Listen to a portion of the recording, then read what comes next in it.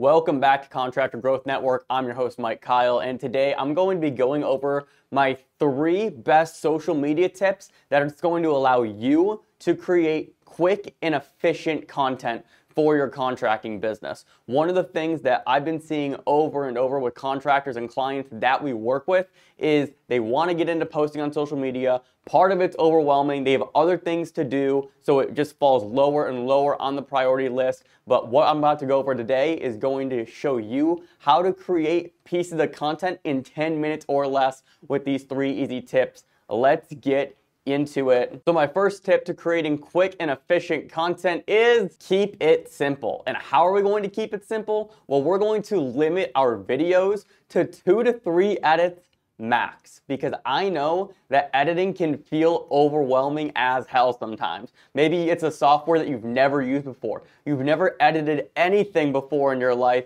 and you may not be as technologically advanced as some other people, and that's totally okay. So how are we going to mitigate this? By keeping our content as simple as possible in the edit.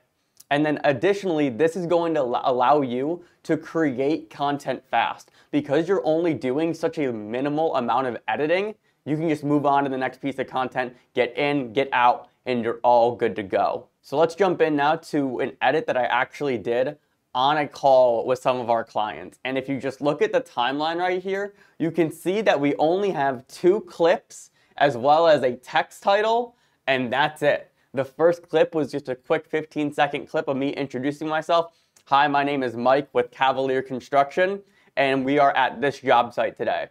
And then clip 2 is just me going over what the project actually is. So the only edits that I did were I cut off the beginning and end of each clip where I'm not talking, put them together, and then added my name just so people can put a face to the name. This whole thing took me 5 minutes to do. I hit export and we were good to go. Now let's jump over to our next tip, which is be intentional in what you shoot. Steps 1 and 2 go hand in hand together, because when you are intentional about what you shoot, your editing process becomes much smoother, because this is going to eliminate all the overwhelm.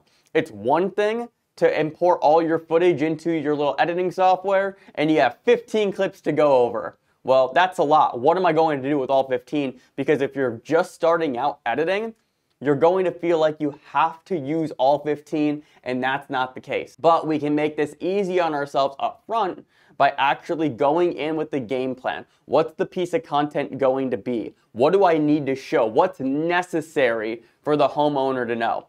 So for the clip that I just showed in that timeline, the clips that I wanted were an intro, and I wanted to show the project. Just give a brief little pan over, show the project, explain some of the things that we did.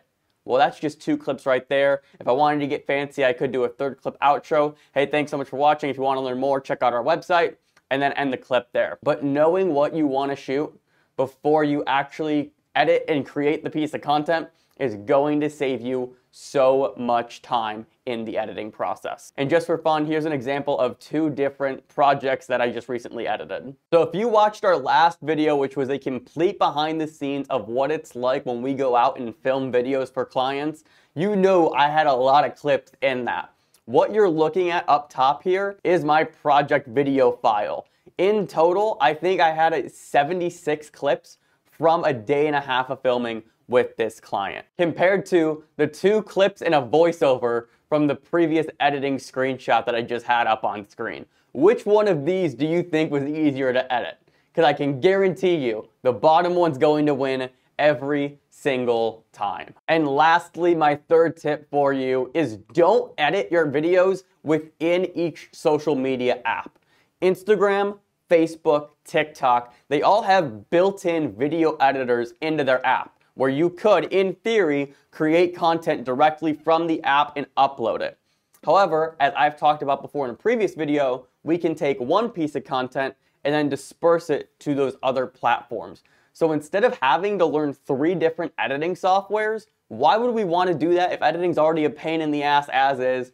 Master one The one that I recommend the most is CapCut. It's amazing. That's going to save you so much time within the editing process because you're not editing the same clip 3 times, one for each platform. We're gonna master one clip and then push it to the platforms instead. On screen right now are 3 screenshots, one from Instagram, Facebook, and TikTok, of what their in-app editors look like. Yes, they all look the same and they kind of function the exact same as well, but why would we want to learn all 3 individually when we can just learn one and be done? Because this screams overwhelm and is going to stop you in your tracks from actually creating content. So there you have it. Those are my 3 rules for editing quick and effective social media content. Number 1, keep it simple. 2, be intentional in what you shoot. And 3, never edit in the app of a social media platform. Learn an actual editing software and then distribute them to the other apps. But we're not done yet because you need to learn now how to use CapCut to edit videos for your contracting business. So check out that video right here.